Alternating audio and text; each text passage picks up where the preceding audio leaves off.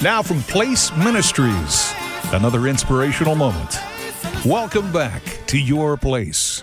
Luke 10:33 and 34 says, "But a Samaritan, as he traveled, came where the man was, and when he saw him, he took pity on him. He went to him and bandaged his wounds, pouring on oil and wine. Then he put the man on his own donkey, brought him to an inn, and took care of him." I once heard a seminary professor assign members of his class to preach for their final grade a sermon on the Good Samaritan. Each student was assigned a specific time to report to the classroom in order to preach. When they arrived to the classroom, they were told that the location where they were to preach had been reserved for another class, and the location had now changed to an adjacent building, and they were given only a few minutes to rush over so everyone could complete their sermon on the Good Samaritan. Now, here's the interesting part.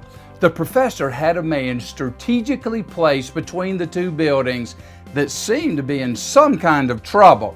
And each student, they had to pass right by this man to get to where they were preaching on the Good Samaritan.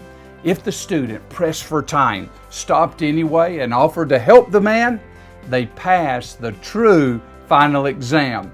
Where the students that ignored the man in order to get to the other building in time to preach failed the final exam.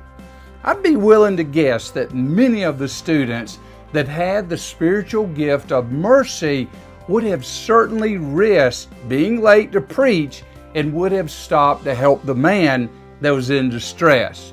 As you live out your place in life and ministry, make sure that the busyness of ministry doesn't get in the way of the heart of ministry. Your Place is a weekday devotional from Place Ministries.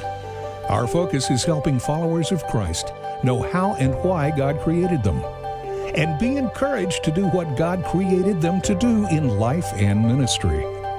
For a list of free resources, go to placeministries.org and join us every weekday right here at Your Place.